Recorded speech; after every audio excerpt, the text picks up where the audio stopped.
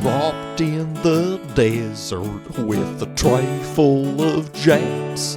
My new orange boar pal is craving those snaps. With so much sand swirling, he crashed his candy car.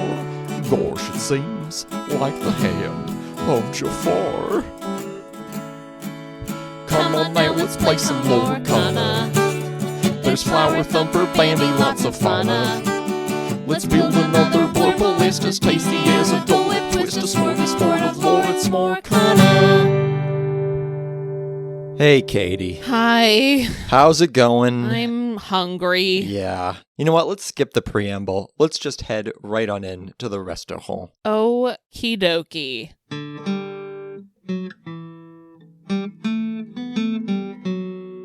Hello, Madame and Monsieur. It is very good to see you. Welcome to our Festivus celebration. Oh, Festivus. Yes, it is the Festivus for the rest of us. It is something that the cafe owner likes to celebrate, and so we are tagging along and we are celebrating the Festivus. There are many traditions that you will partake in. What's Festivus again? It's like an alternate holiday, right? Like some writer on Seinfeld started this. With his family. Right. It's like because Christmas was too commercial and there are all these like weird traditions that George Costanza has to go through. Right. Okay.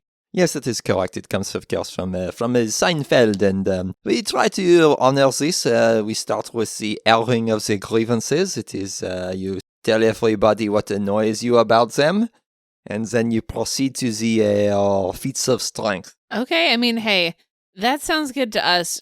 Honestly, Francois, we just came here to just have some junk food and just feel good.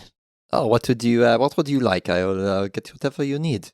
Do you have any ice cream? You know what? I think we have a little bit of ice cream left. Yes, I can get you some ice cream. That would be amazing. Doesn't that sound good? So good, yeah. I think just, you know what?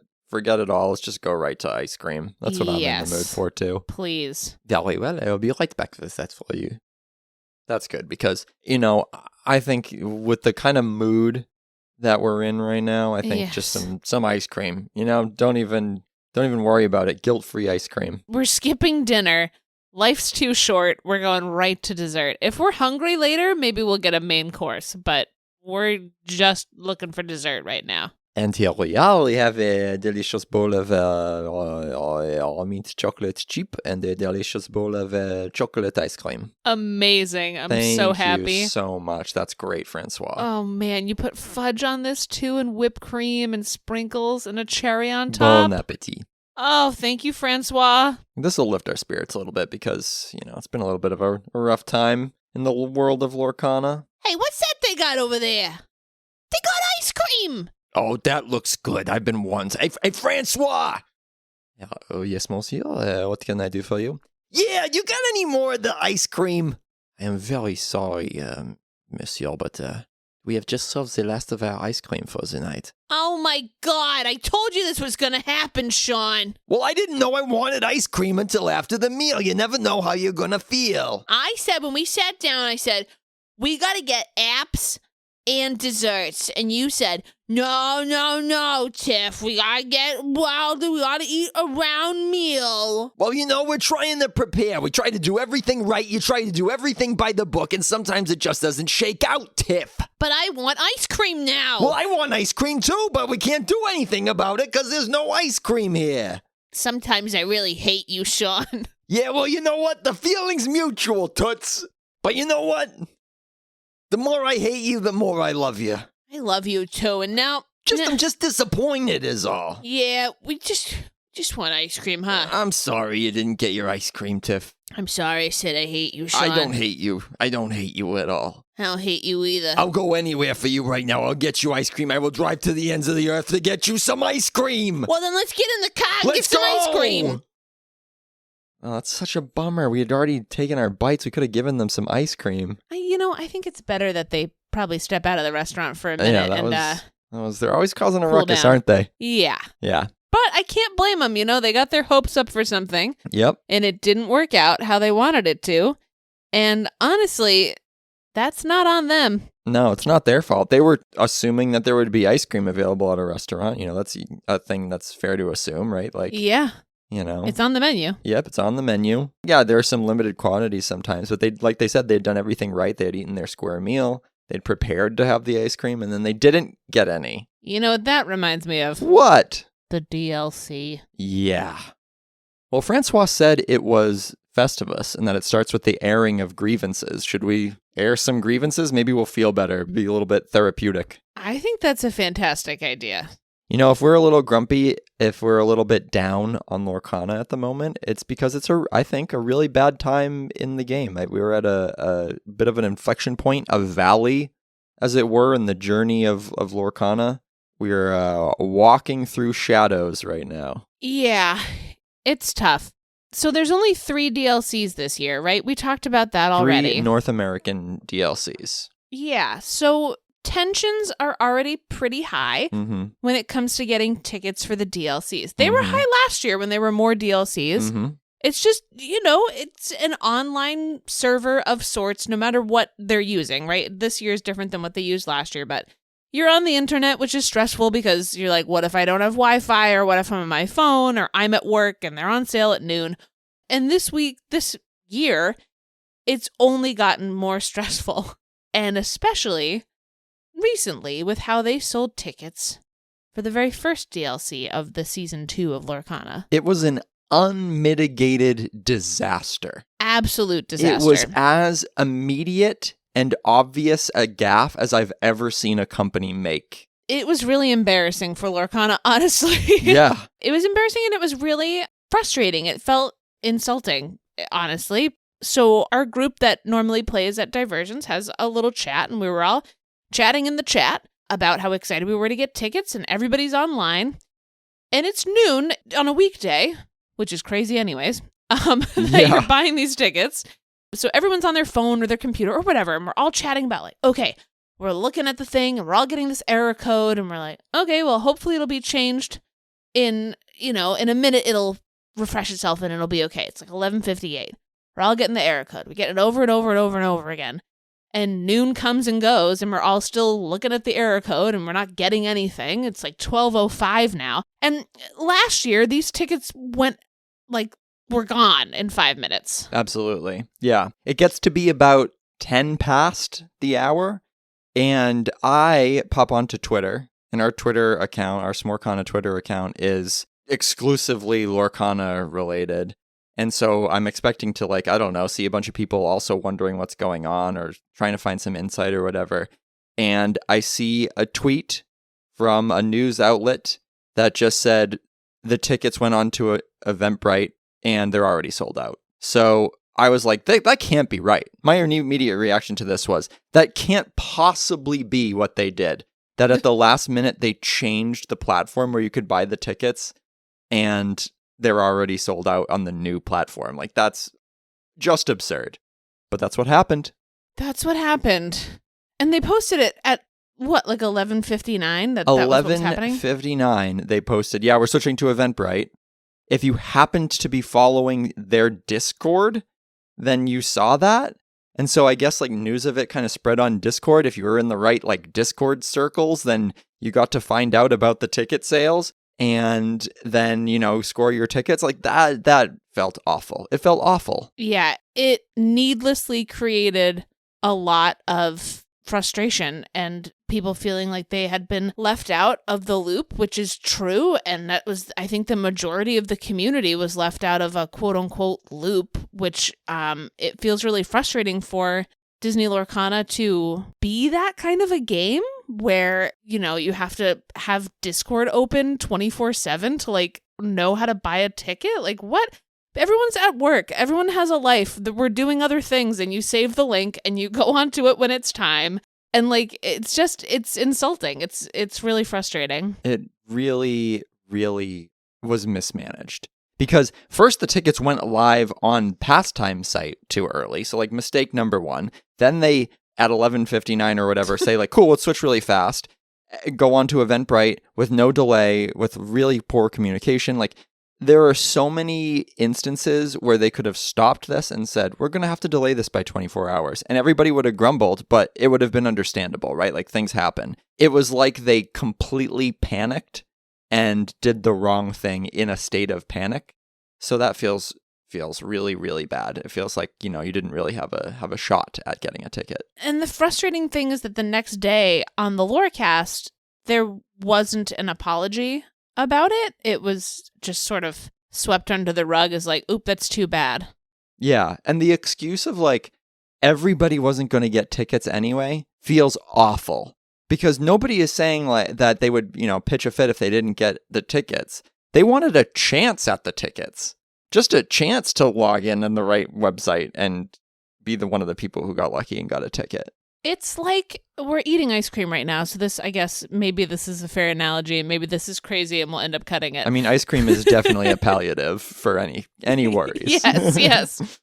It's like someone said, I'm going to be selling pints of ice cream, and they're really good ice cream, and I only have 100 pints. And you're like, okay, I might not get a pint. I know there's a limited quantity of pints. I know the sale's only going to happen 3 times. And then you go and you line up, you put the address in your phone, you line up outside of that house waiting for the pints to come out, and then you're standing there past the time when the pints were supposed to be out, and then all of a sudden someone goes by on a bicycle and says, it's actually 5 streets down, and they're all out. And you're like, everybody who's what? on a bicycle, got there. They happened to be on a bicycle at that time. Yeah, and you and 500 other people are like, well, cool, we didn't have a chance then, because how would we ever have known? Yeah. It's just so frustrating. And we were already down events, right? We already have fewer events, so the stakes were higher than they had been. Like you said, it's even more tense already, and so to have it bungled so magnificently is really, really troubling. It's troubling, right? Because I think that my angst about this isn't so much for not getting a ticket to go to Milwaukee, because in all likelihood, with our baby on the way, one or none of us was going to Milwaukee anyway. We couldn't both go to Milwaukee with a 2-month-old, and so that wasn't what we were hoping for. But what this says about Lorcana, and what it says about organized play, and what it says about the trajectory that the game is on, is very troubling to me. It's frustrating, and it's hard to feel that the game isn't listening to the players, and they don't really seem to care. The fact that they don't seem to care was evident in how it was handled, and then even more evident in how they tried to fix the problem and didn't apologize and just were kind of shrugging it off like, who cares? Because they're all going anyways. I mean, it has that same vibe that I gleaned a little bit when we were watching Worlds too. There's 50 people there at Worlds. Like, that's not a big group. Mm-hmm. And it's frustrating that they didn't have more of a celebration down there for Worlds, where they could have had a whole week of events leading up to it that people could have attended, right? They didn't put the effort into it. They were like, oh, it's Worlds, it's going to be small, only some people make it, which is fine because it's a world championship. I get that for the actual tournament. But there was a vibe at Worlds of, this is so special to be here. We're all so lucky to be here, and you're not, kind of a thing that was a little bit icky to watch at times. And that just became more apparent with this too, being like, well, not everybody can go. If you can go, it's really special, and that's it. And it's like, yeah, we know, that's why we all wanted to go. Like, what? Yeah. Okay. You mentioned effort, and I think this is important to note, because if there are, extenuating circumstances, things beyond their control that are keeping, organized play from being all it can be, then that's one thing. This doesn't feel like that. This doesn't feel like they're trying as hard as they can, and, through acts of God, they're unable to do X, Y, or Z. This really feels like them dropping the ball over and over and over again. It shouldn't be this hard to make events. I mean, like, you and I are 2 people who work in events for a living. We work in live theater, where we are constantly, throwing together events involving lots of people. Everything is choreographed that has to happen at a certain time. We put on events that are multifaceted. They involve lots of different departments. They involve months of communication. And you know what? It's not that hard. All things considered, it is not that hard. It shouldn't be this difficult to run an event smoothly, to sell tickets smoothly. It's a real shame. And when you look at when this is happening in the lifespan of Lorcana needed a huge win right now. It really needed it, because the last DLC was in Seattle last October. We got no news about Worlds for ever and ever and ever. Worlds was closed off to most people. And now you're looking at a scenario where lots of people who wanted to go to a DLC a year after Seattle can't go to that one. So you're talking about over a year between official Ravensburger events that you could go to. Like, that's horrible. It's horrible. It's really, really, really bad up for the longevity of the game. We're seeing lots of players who had been dedicated to this game give it up, step away, look at other options, just because their needs aren't being met. Yeah, it's frustrating. It's concerning. Certainly, looking ahead past this set, we're currently in set champs for Reign of Jafar right now, and it feels like some people are still invested for the purpose of set champs right now, and it's concerning that maybe after that they'll just start dropping off and selling what they have, especially with rotation coming, and that makes people feel uneasy. It's a really kind of precarious time for Lorcana. Yeah.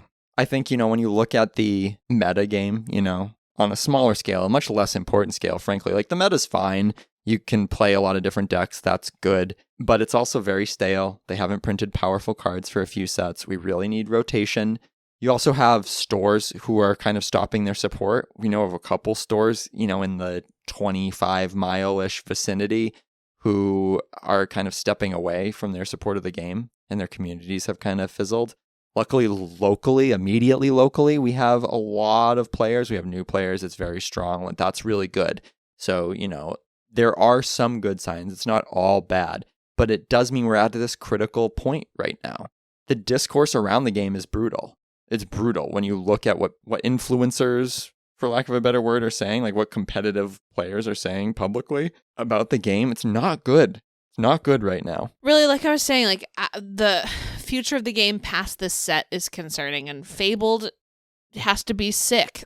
It has to be a home run. Yeah. There can't be any flaw with it that anyone can possibly find. Everybody has to be 1,000% happy with it for them to gain back some of that traction, Yeah. Yeah. The meta has to be balanced, right? It has to be fresh. The rotation has to really work. The art needs to be great, which it always is, but it needs to continue to be great. The prizes need to be great. The alt art choices need to be really, really strong. Like, you need people chasing some of those new rarity cards.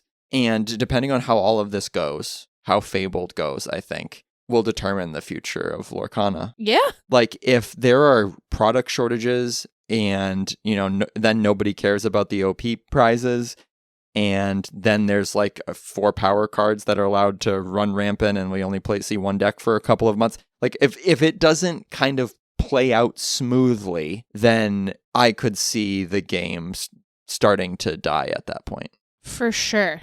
Which is really, really sad. And, I don't want this to happen at all. We're so invested in this game. We're 71 podcast episodes in. Yeah. We've spent a lot of money on all of our cards. Like, we have, a bookshelf dedicated to our enchanted collection, and we're in it. We're in it for the long run, and we love the game. There are so many things about it that have done so well. Like, the art is amazing, the gameplay is amazing. A lot of the friends that we've made in the community that we've helped to build, they're amazing. We love it. We don't want it to end. But I'm looking at it through the lens of somebody who's been through the deaths of 4 or 5 card games at this point, and I see the warning signs. Like, I'm attuned to that now because I've been burned before. And when I see poor decisions, or when I see it looking like the company isn't devoting enough resources to the game, or maybe even is pulling resources back from the game, that is troubling. That is a warning sign. I agree. I mean, it's a game we're certainly never going to stop playing. We love playing it together. We'll play it forever. We're going to teach it to our daughter. Like, it's not going to leave our lives. It's just the concern of Lorcana leaving game stores and there not being any more set champs and the DLC's fizzling out. And like, it's just, there's so much potential for the game, and we are so deeply invested in the Disney IP in our lives, and we will so easily continue to play and follow this game, and go to as many DLCs as we can and play it in the parks, and hopefully get to attend a Worlds to just even watch someday and be a part of. Like, it's so exciting to think about how far the game could go, and it's so disheartening to think about how quickly that can all just evaporate. Well, that was a lot of grievances, Katie. That was a lot of grievances. It was a lot of Lorcana grievances. We have some personal grievances too. Yeah. Should we just keep airing stuff out? Let's air some stuff out because we kind of skipped our intro today. So we should give a little bit of a personal update here. I'm Katie. You're listening I'm to Breton. Lorcana. We talk about snacks and Disney and Lorcana. And we're not always this negative. No, we're not. We really do love Lorcana. We love it. We have so much fun playing with it, and it's because we love it that we're disappointed. We're not mad. We're just disappointed. Mm-hmm. Katie, do you have any personal grievances that you want to air? Of course I do. What's going on with you? I'm hot and sticky and huge and hungry and tired, and that's how I feel right now. And you have to pee every, 5 to 10 minutes. Oh my gosh, literally every 10 minutes. And it actually helped you determine what kind of deck you were going to play at Set Champs. We'll get into that later. Yes, we'll get into Set Champs, but that's a big part of it. Mm-hmm. It's so great. We're so excited to have a baby, and we're going to have so much fun, but it's really tiring. Sure. I'm really tired all the time, which makes it hard to, get up and do the pod sometimes. Mm-hmm. You're also working on our house so hard Yeah. all the time. Let me tell you, I had never made a closet before. It was difficult. It took quite a while for me to create the closet that is now in this nursery room. Yeah, we're looking at it right now. It's a beautiful closet. Basically, we had to shove all of the furniture, all the boxes, all the baby things that were in here. And basically, our computer was blocked off. And then I had to put plastic over everything, sheets of plastic, because I was going to be making a lot of dust and sawdust. And so it was difficult to access the computer. We couldn't be able to edit, et cetera, et cetera. So on just a practical level, we couldn't record because of getting everything ready for the baby. So we do apologize for that. Yeah, this room was covered in plastic tarps for a long time. Mm-hmm. Yeah, there's a lot of life happening right now, which is all really great, but it's just a little bit overwhelming, and the podcast was just on the bottom of the list. And there's also this phenomenon where, our free time is really precious right now. And the tangible, immediate benefits for us of recording a podcast aren't huge. We have to be having fun. If we're having fun, then it doesn't matter how many people listen or whatever. But the fact of the matter is that our listenership has basically been declining. And so, it's hard to get up, the extra gumption to I could have pried the computer out and set it up in the living room on the floor or something, and we could have recorded the podcast. And maybe last year we would have, if we were really gung-ho about making our release every Monday. But once we kind of took a little bit of a step back and said, how bad is it if we miss an episode? It doesn't really seem to impact our reward.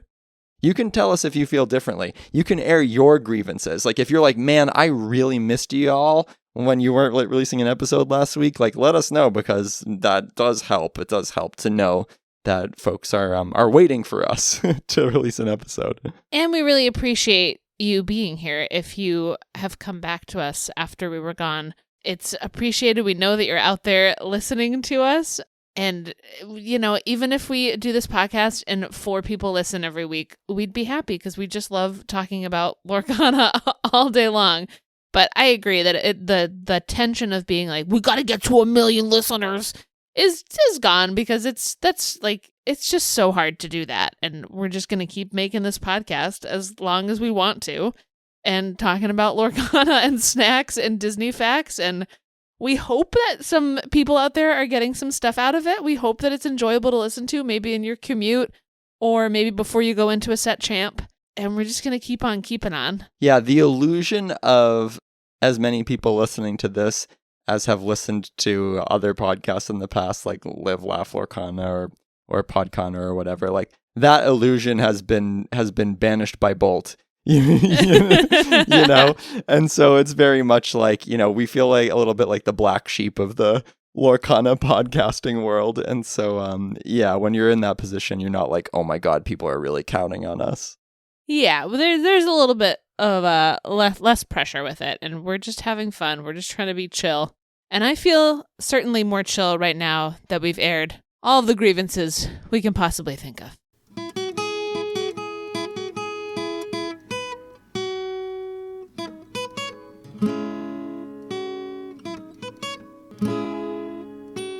Hello. Hey, Helga, how you doing? Happy Festivus. Yeah, happy Festivus. We aired a lot of grievances. Good. It is time for Feats of Strength. Awesome. What are feats of strength? You will see. You must be strong. Okay. You must be sharp. Uh-huh. You must work hard. Okay, we will. We're prepared. Helga? Where'd she go? Okay. I'm not sure what that means, but I guess we'll be ready for anything. The feats of strength have always been mysterious. Yeah. I think that historically it involved like tackling the head of the household.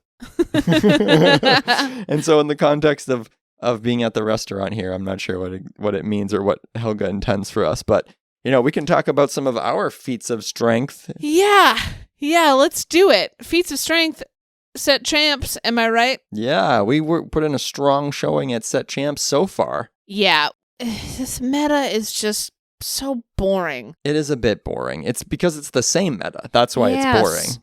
It's because it's the same meta that it has been for quite a while.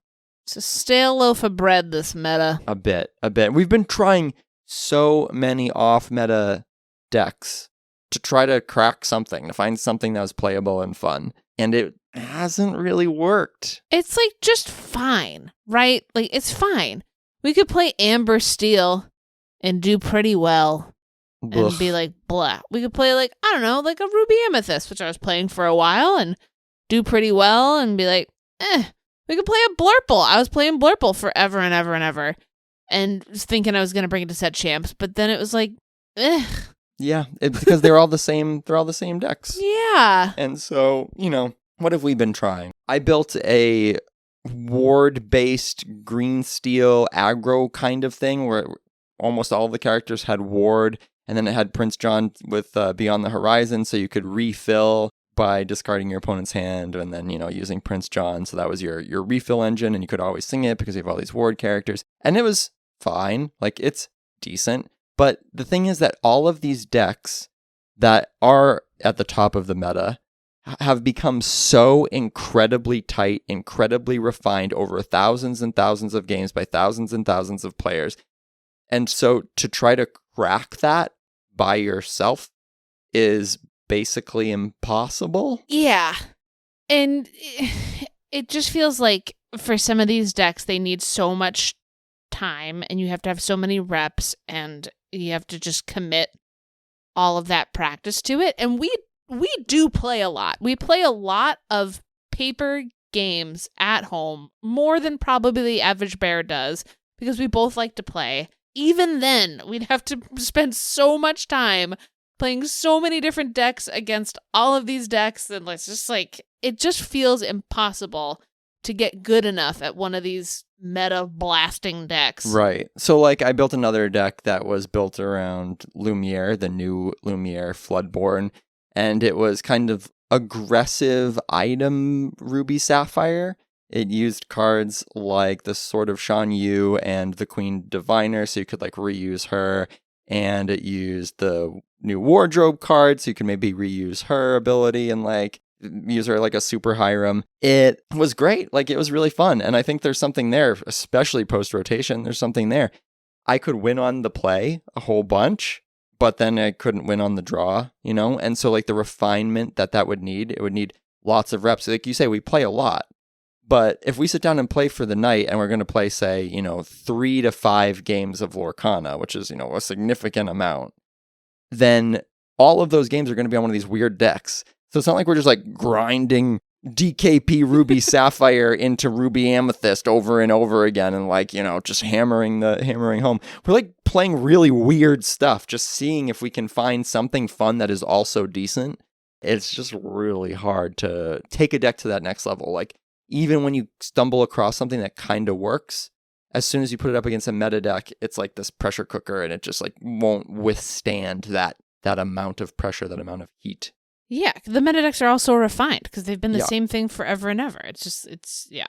Yeah. So that's the meta going into set champs. Like, that's what we're looking at, right? Like, not a Yes. lot of surprises. Side note, really quickly, about all these, like, off-meta decks. So many of them work on the play and not on the draw. Ugh, I know. There are so many decks like that in Lorcana. I mean, it happens to me all of the time when I'm building decks.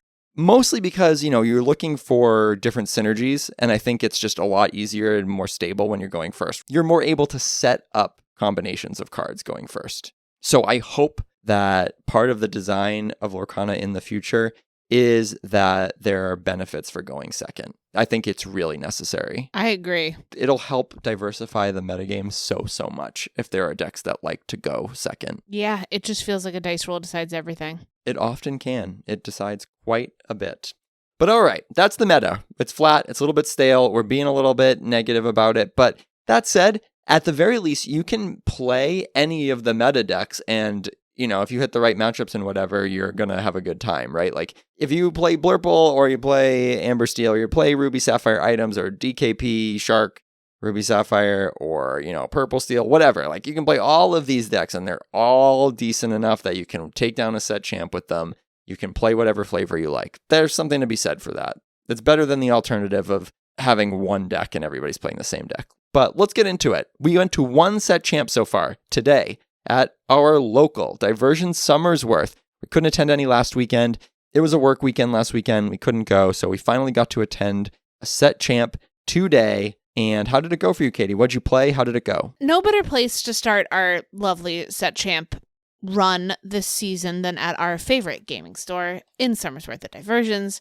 Super fun. The vibes are always immaculate. We had a lot of pals there. We had a lot of fun with the day. I had been playing, like I mentioned earlier, I've been playing Blurple for the last couple weeks to get ready for set champs, thinking I was going to bring it. I really hate Sapphire, as you know, but Blurple's a fun way to play Sapphire, and I love Amethyst. I'm really comfortable with playing Amethyst, yet I was really bored with Ruby Amethyst, so I played a Blurple list that you had made that you felt really good about, and I had a lot of fun playing it. A couple nights ago at Diversions, we had a pack per win, just a little, kind of like a fake tournament kind of thing to get ready for set champs, to test out some stuff, which was really fun.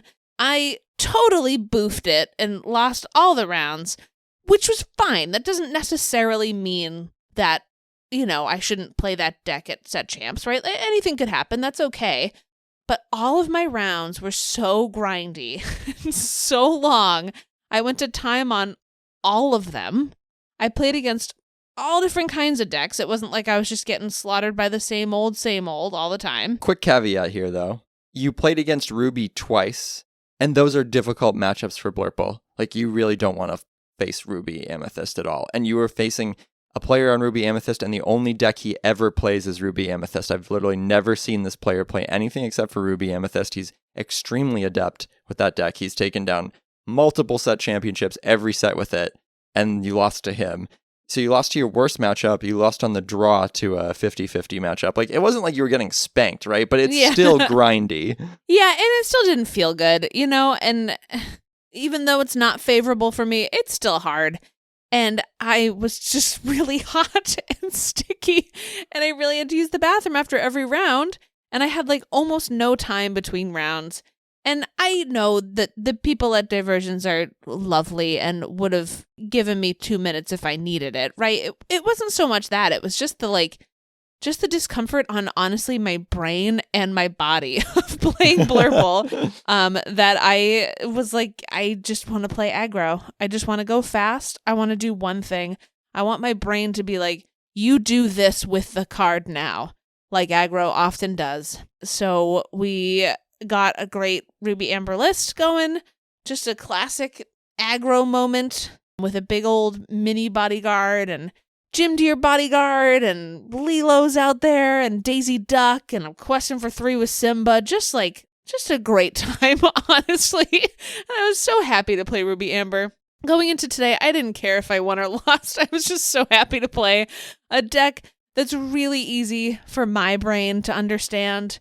And it's a color combo that I like. It's what I played in Texas as well, back when Mufasa was a part of that popular list. So it was nice to kind of come back home to Ruby Amber, and I had a good day with it. Yeah, and you have some cool combos with that list, right? Because you can do things like ready your Goofy with your LeFou to challenge twice and like get 4 lore, and you can loop Gloyd Orange Boar with King Candy, and you have some fun things to do. It's not like a super brainless turn everything sideways kind of list.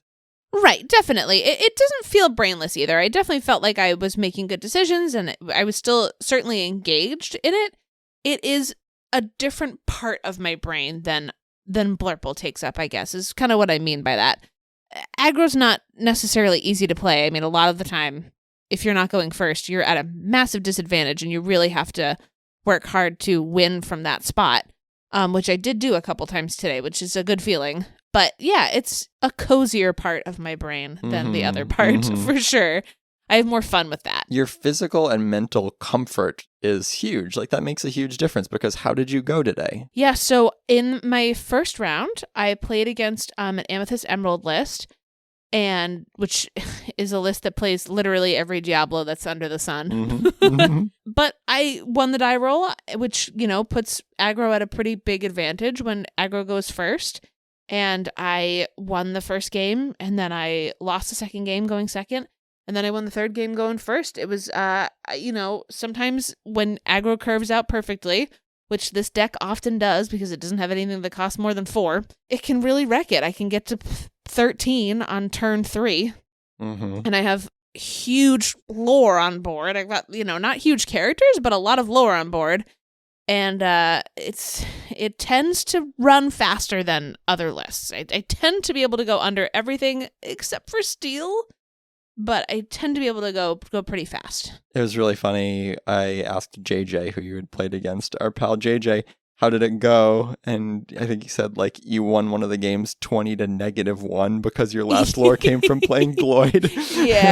Yeah. Oh. It was offensive at that point. I was like, this is so frustrating to play against, because we've all been in that case before, where you play against aggro and you're like, dang it, because they just go so fast. It just gets away from you. But okay, round 2, how'd that go? My second round was against our buddy Steve, who's so fun to play against. He's a big Disney fan. He's going to Old Key West in like a week. Love Steve. Shout out Steve. Oh, so fun. We chatted about Disney for a while, which is always a blessing in a set champ.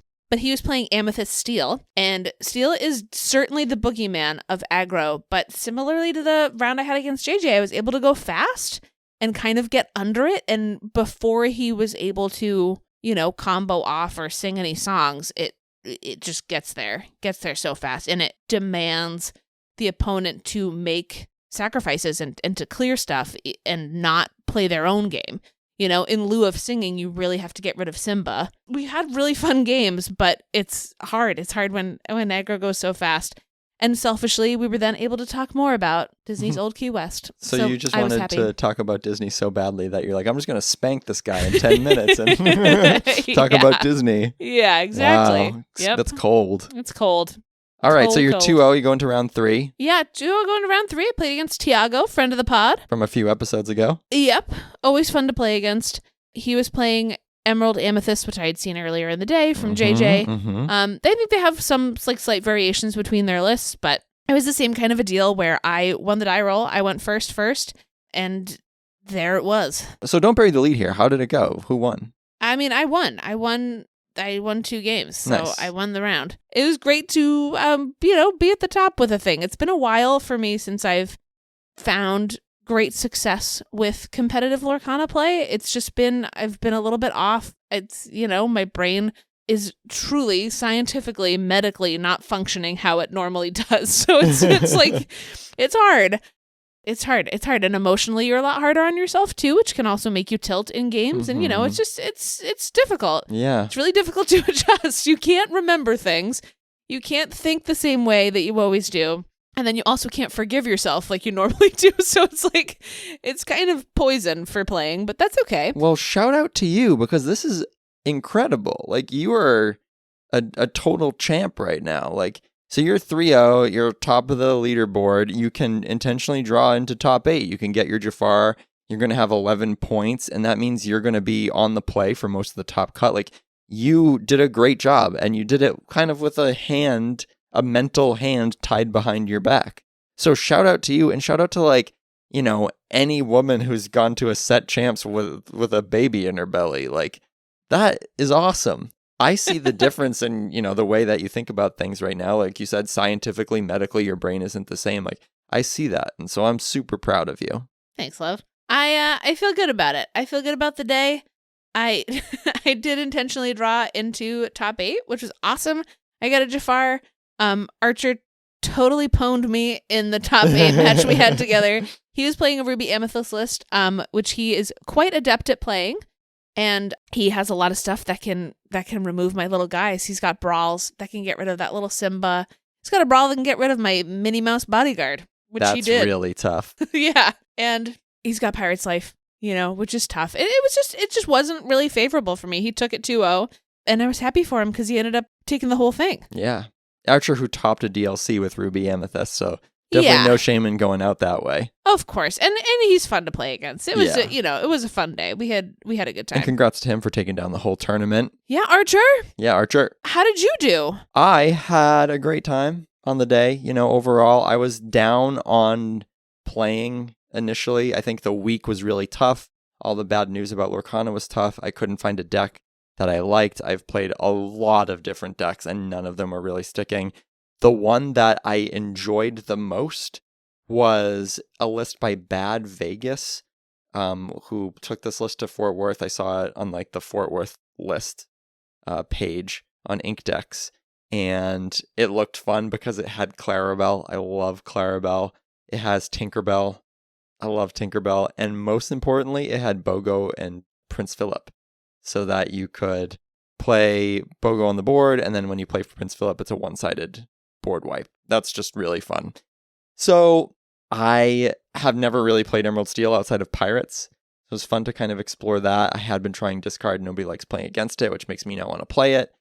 I thought it was fun to get these big bodies on the board, and you can make cool plays with, Ursulas and Diablos and things. So I had a great time with it. I made a few modifications just to taste, really, upping the Clarabelle count, upping the Tinkerbell count, and just taking out some Uninkables and streamlining it a little bit. And I think that those changes felt right for me anyway, in my playstyle.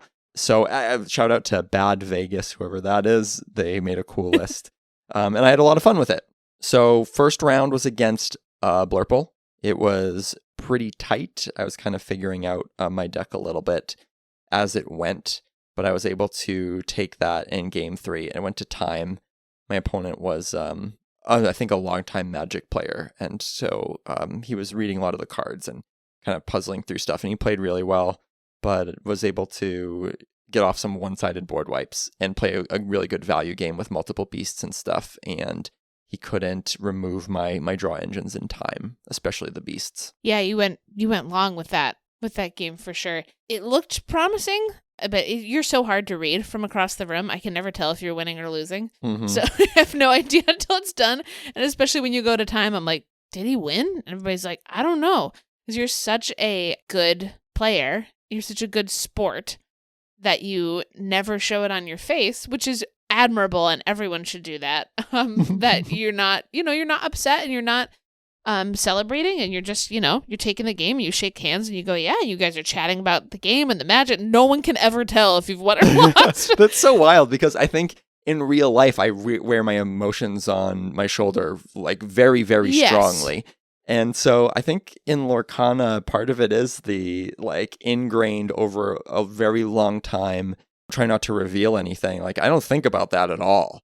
It's really funny to hear that my face is so stoic, because I think I'm right in the highs and the lows. Internally, I certainly am. I think, as someone that knows you pretty well, I think you're also really focused and really locked in. And I think that your focused face is nothing. I feel like I focus much harder during competitive play than at any other time. I definitely feel like, and when I'm just playing casually, we'll do stuff without thinking, play by vibes, not count cards or whatever. But then we get into top 8, and I'm literally counting the amount of cards that I have in my deck, calculating the percentage chance of the outs that I have in a particular situation. I absolutely lock in. And I'm doing a lot more mental work in these situations.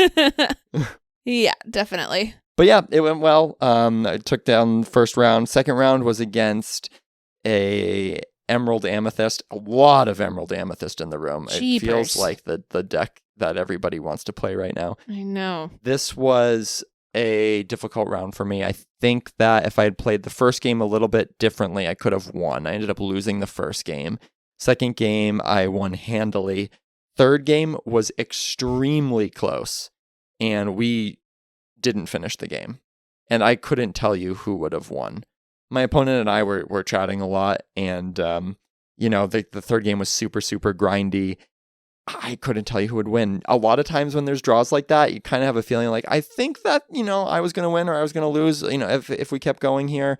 Not really sure. This one, I have absolutely no idea. I really wish we could have just played out the game. I don't know. It was really weird that I was going to time because my deck isn't hard to play, So it was weird that ended up going to time my first 2 rounds. But true draw, an unintentional draw. And that's kind of the best way to draw when you've played 3 games, 2.5 games, and you've each won 1, and you get to this game and it's unclear of who's going to win. I mean, that's what it's made for, Yeah. My opponent was awesome. He was really, really fun to play against. He was really kind. He is a new father of a 6-month-old daughter. And so we chatted a lot about that in between rounds. And so shout out to Ray. Yeah. Then your third round? Third round is against Archer, the eventual Whoop, whoop. champion of the day. I smoked him 2-0 on the draw. Smoked him. I just, I think that I was super favored into that. I think he has a few threats like the Maui Sharks and the, maybe the big Hades that he was running one of, I know at least. I just could put out so many threats. There are just so many big cards that I could play. And so I took it handily. It wasn't super close. That's great. My easiest matches of the day. Yeah. Sometimes that's how it shakes out. This is how it shakes out, right? Archer wins the whole tournament on the day. I think I was his one loss on the day. And, it was not a close match. And that's just the matchups. Sometimes they go on your way and sometimes they don't. Right. And then your fourth round. Fourth round was against Marcus playing Hyper Aggro. Yep. And I was playing Ursula and Tinkerbell. I could double sing Strength and then play a Tinkerbell and smush all of his characters before they could quest. And then, to top it all off, BOGO, blows up Lilo, It's blows offensive. up. Yeah, it's just, it wasn't good for him. It was a bad matchup. It was as bad a matchup as he could have, so. Yeah, my aggro deck is terrible against your deck that you brought today, too. Yep. I was very happy we didn't get matched up. Yep, it's one of the things, maybe the thing I like most about this deck is that it just eats aggro for breakfast. So Yeah. that feels good. And then you were able to draw. I was able to draw the last round, go into the top 8. I faced Tiago. Mm-hmm. I lost the first game in excruciating fashion. I had the board. I had a damaged Beast Tragic Hero, a ready Beast Tragic Hero, and an undamaged Tinkerbell ready to go. And I have an Ursula 2-drop or something, right? So, and he's got a lone Elsa after I take my turn, after I use my Tinkerbell, and I've got a Strength in my hand. And at this point, I'm thinking, okay, I can try to be greedy here, save the Strength. If he plays a Genie, or more importantly, a Diablo to help him kind of stay in this game and maintain card advantage, I can have this Strength ready. I'm not worried about the 2/2 Elsa at this point with the 3 damage on it. And if he sings Bruno on Beast or Tinkerbell, I have the other Beast and a Tinkerbell to kind of keep fighting for board here, right? And so I decide not to Strength this Elsa. He then sings Bruno, plays Bruno on my Tinkerbell Beast. Peter Pan rushes, I believe, into the other Beast to clear it, and I'm left with an Ursula too, and he can develop a couple other characters, and it completely swayed the whole game. Wow, wow, wow. So that was really hard. I mean, obviously, in retrospect, I just Strength the Elsa there, but I didn't. I don't know if it was a mistake. I'd have to think about all of the chances of, seeing what was his second and third Bruno. It is what it is. Game 2, I won, and then game 3, I couldn't quite stabilize. It was really close. He could get to exactly 20. I had a chance to flip a fill-up or a removal to live another turn, and then I might have a chance to close that one out, but I was only 30-ish% to hit. an out in that scenario, and he took it down. It was unfortunate. It was a really, really close game. Really, really tight all the way. And so it's always fun to play against Tiago. He's just such a good player. And when you manage to scrape out a victory against him, you feel like you earned it. So, tough day losing in top 8. I feel like that's my lot in life lately, is to make the cut and lose in the first round there, or lose in top 4. But, a couple more chances out of Jafar Matt, and I'm looking forward to keeping at it. Yeah, and honestly, there were 30 people there today. So making the top 8 is hard to do. Yep. And we both got Jafars, which is awesome. Yep. That's all we really want from Set Champs is, to get a promo card and feel cool about it and put it in our binder. And I'm really, really proud of both of us that we did that. So that's awesome. It was a good day. We'll run it back next weekend. We have a baby shower for you on Saturday, and then another Set Champ at Weekend Anime up in Maine, and we're looking forward to hitting up one of our favorite shops.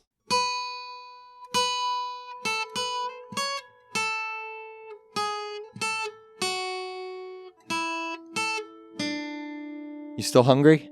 Yeah. I think we need more ice cream. But they're out of ice cream. Oh, shoot. Right. Oh, man. You know what that reminds me of? What? It reminds me of something that I bet you didn't know about. Oh, I bet you didn't know about Diz? Yep. Have you ever heard the story of Black Sunday? No, it sounds vaguely religious. Doesn't it? It kind of is. Okay. Okay. If Disney's a little bit religious, then I guess it is. Okay. So Disneyland opened on July 17th, 1955. BT Dubs, happy belated 70th birthday, Disneyland Resort. How exciting. 70 years. Back when I was a cast member at Disneyland, it was turning 60. Wow. Yep. So opening day. You're so old now. I know. So old. Dang it. Shoot. Opening day was kind of like a premiere preview day, right? They gave out tickets for cast members and members of the press, etc. There was going to be a live TV special on ABC that night. Okay. Hosted by, guess who? Who? Ronald Reagan. Oh, boy. The actor. Jeez. 90 million people tuned in that night to watch the opening of Disneyland. Walt Disney himself is there talking about the park. Like, it's a very glitzy, fun thing. Disney and ABC had gone back a ways. They were always doing programming together, etc. So it makes a lot of sense, right? The premiere on ABC looks great. It's an hour and a half long. Everybody's happy, right? There's no internet, obviously. There's no social media. There's no way for people to know that the opening of Disneyland was a complete and utter disaster. Whoa. Like a nightmare. Oh my gosh. Like shouldn't have happened. Whoa. Like so bad. Like a big bungled event that should have been great, but instead was a massive disappointment and made them look foolish? Yep. Something like that. Something like a really bad thing and everybody was really mad about it and everyone thought Disneyland was going to fail forever. Okay. But the moral of this story, dear listener, which I'll get to, is that everything ends up being okay for Disneyland. So everything might be okay for Lorcana. Okay, too. yeah, I think it will. Anyways, how did this happen? Well, Disneyland is a huge project that had not been done before, right? Theme parks did not exist. Amusement parks existed. Carnivals existed. Theme parks like this weren't a thing. This created community and universe that Walt Disney was making wasn't a real thing. It's really big, and they were really far behind on time. That's the first issue here, right? As people are entering the park, people are still planting trees. And this is like the early days of Disney, right? So this is not like, I'm a tree planter, and I'm in a really cute tree costume, and all the tree people match, and everything's like clean and nice. This is like, like Joe and Bob are like, stick that tree over there, and they're probably smoking and like whatever, right? Get the tiller over here. Yeah, there's probably like dirt everywhere. It's like not pretty. They had just poured the asphalt that morning. I mean, like, at like 2 a.m. that morning, but Main Street USA had just been paved, and it's 100 degrees in Anaheim. So as people are walking down the street, they're sinking into the cement. It's the 50s, so everyone's really dressed up to attend the park, which is super cute. And the ladies' heels are sinking into the cement. Oh my goodness. Uh-huh. Can you imagine how that conversation, like the 2 a.m. asphalt pour went? Like, they're like, I don't know. Should we pour this right now? Yeah. And Walt Disney's there being like, do it. We need pavement. It'll be fine. It's going to dry. But it's going to take like 10 hours to dry, sir. Yeah. And this is also like Disneyland's not opening till like 10, because again, theme parks didn't exist before now. It's not like people are rope dropping this. It's like a thing that just opens. Not rope dropping it, but boy, oh boy, they had more people than they ever expected. So as I said, this was an invited event. So they invited like roughly 11,000 people, right? They're inviting all the members of the media they can think of, newspapers and TVs and blah, blah, blah.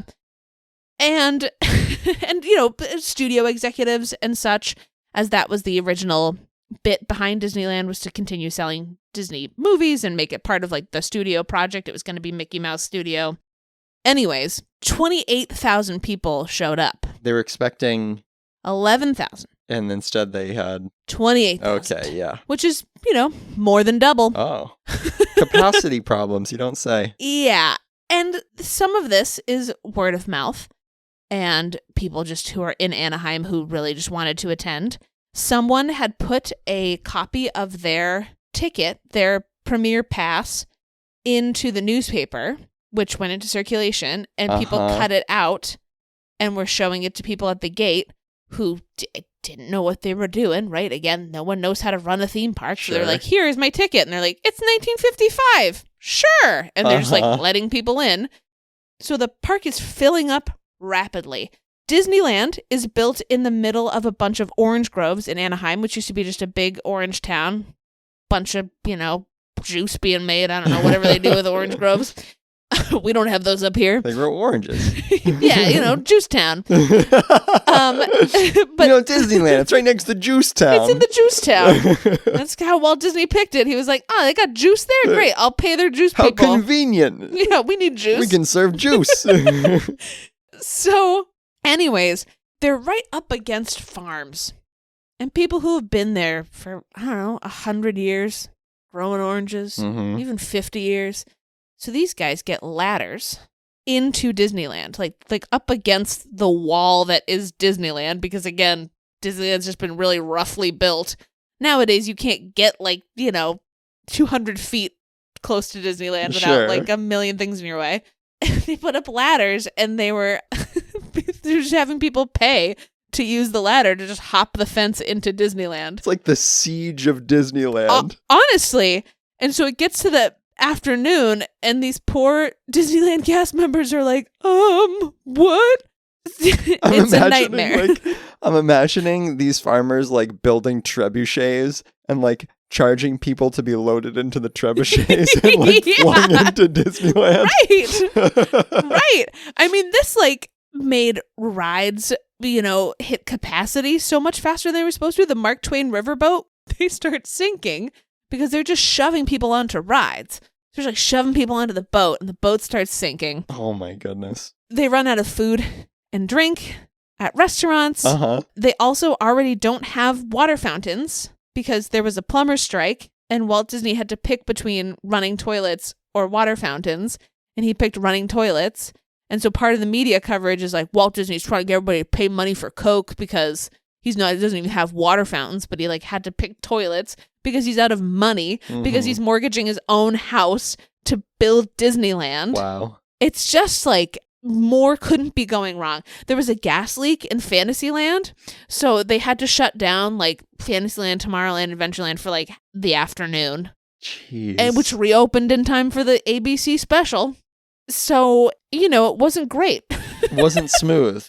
Wasn't smooth at all. What was the response from the public? Were they this is ridiculous? Or were they understanding? Luckily, right, Disneyland officially opens the next day. So people don't know what happened. No one read the newspaper by the time they got to the park the next day. If you're leaving your house at 8 a.m. to go to Disneyland, you haven't gotten the morning newspaper by then or whatever, right? Or maybe you haven't read it. And if you watched the special on TV the night before, you're looks awesome. Who cares? So it continued to go well. And obviously, there are articles and bad press about the opening of Disneyland because it was so bad. And the legend is that Walt Disney didn't know all this stuff was happening, and then he was just he was too busy with the ABC people to like know any of this was going on. But like, I mean, he knew it was like behind, and that they were kind of in a bad spot. Like, it's not like no one told Walt that they were pouring the cement that morning. Like, he knew. Right, yeah. But anyways, the story goes, once he knew how bad it was, they had a makeup press day, like, you know, a month later or whatever, once they really were able to iron some things out. Put a better figure out what was face going on on. it. Yeah, exactly. So it went better after that. There were some missteps, but they were able to turn it around because Disneyland's doing pretty well right now. Yeah, Disneyland's fine. It's 70 years old. It's continuing to improve and grow and change and be beautiful. And I think a lot of times people forget about the history of Disney, or they don't know about the history of Disney. I think that's what makes it unique as a corporation. I know that a lot of times, especially in the times we're in America, there's problems with big corporations and big businesses, and it feels like they have a monopoly on some things. And, you know, Disney is really powerful, and I think there certainly are negatives that come with that, you know, but I think a lot of people forget about the humble beginnings of Disney and how they've worked really, really hard to overwrite all that history and to become the best in the world at what they do. I mean, they invented it, and then they refined it, and then they became the best, and they continue being the best, which is why it's so surprising and such a shame when stuff like this happens with Lorcana, because it just feels like Disney doesn't have a big enough of a hand in it. It feels like Disney sold their IP to this game, but it's not a Disney game. Right, because you're taking a generous and like teleological view of Disney, and if you expect the same for Lorcana, that would bode really well. Like, you mentioned a lot of positive aspects of having that influence and having that power and having that mindset of always wanting to improve and to achieve that teleological goal. So we want that for Lorcana for sure. We want Lorcana to get better. And instead, it really feels like it got worse. Somehow, it got worse. You know, the season 2 competitive Lorcana is not as strong as the first season was, which is wild. It's really unfortunate. So hopefully it ends up more like Disneyland. Hopefully this is just our Black Sunday, and we'll look back on it someday and say, everything got better.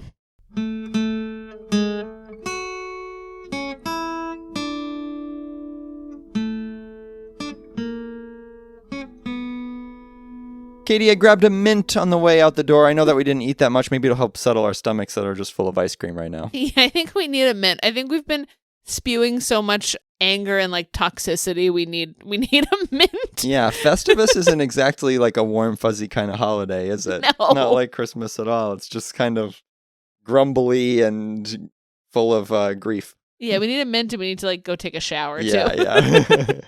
We needed to just we really did need to air those grievances, right? Because like we had to get through all of that to kind of put it behind us and move forward and try to have a more positive outlook. We had to get all of that out there. Definitely.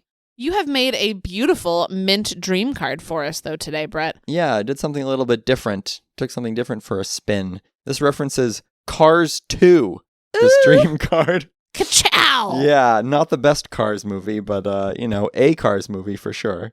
Also not the worst. No. I don't hate Cars 2. No, I don't hate it either. It's not the worst Cars movie either.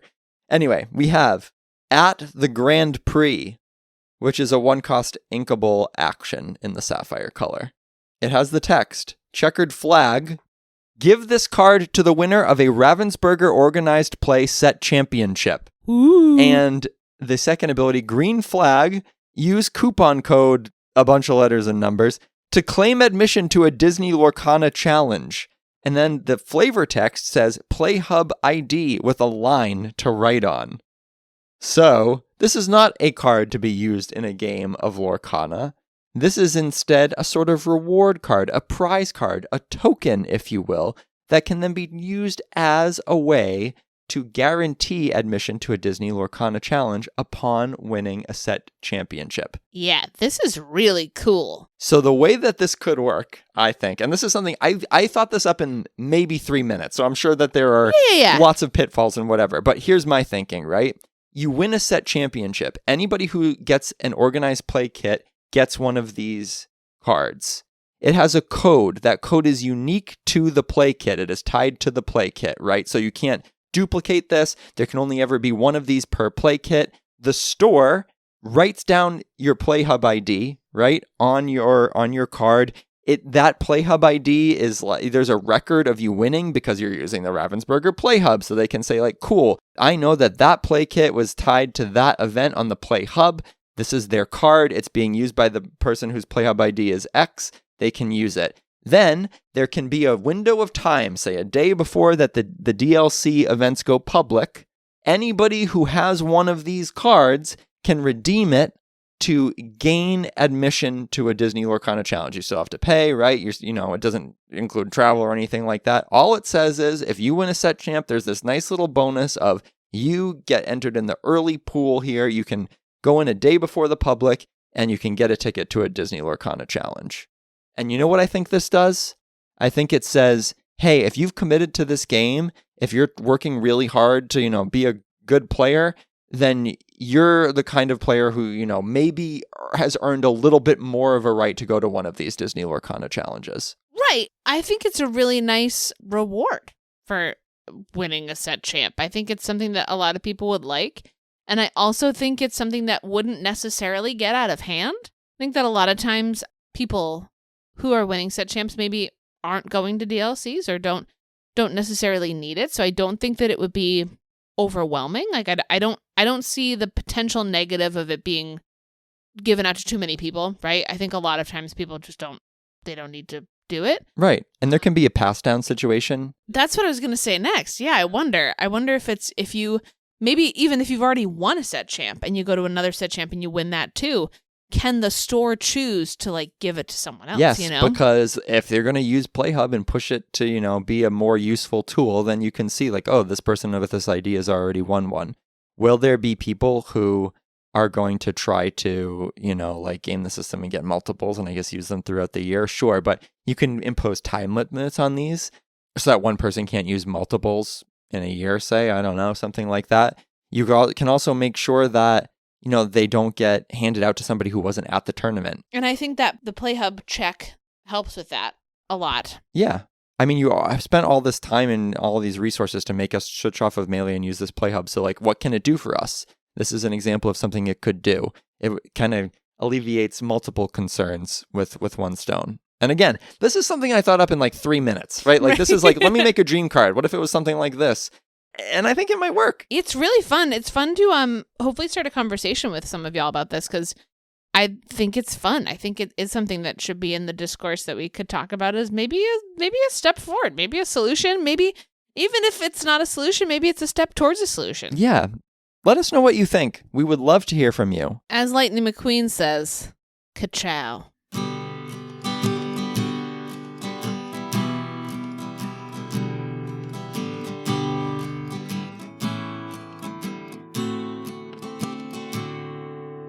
Katie, what's next on the menu? Well, we've got some set champs coming up next weekend. We are going to keep on plugging away, practicing our decks here at home. We're going to talk a little bit about Bambi. We've been wanting to talk about Bambi for a while. Lots of ideas for fun episodes coming up. Until next time, you can always follow us on social media, on Instagram, Facebook, Twitter, etc., etc. Check out your favorite podcasting outlet and leave us a review. That helps a lot. Subscribing helps a lot, whether it's YouTube, Spotify, Apple Podcasts. You can email us, smorkana@gmail.com. Let us know about your own grievances. Let us know if you think that we were too negative.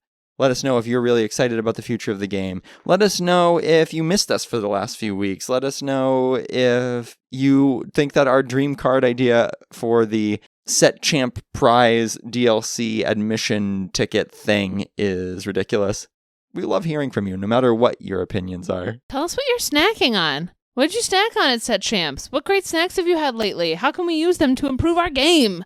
We hope that you air your grievances to us. Until next time. Keep on snacking, y'all. Ka-chow!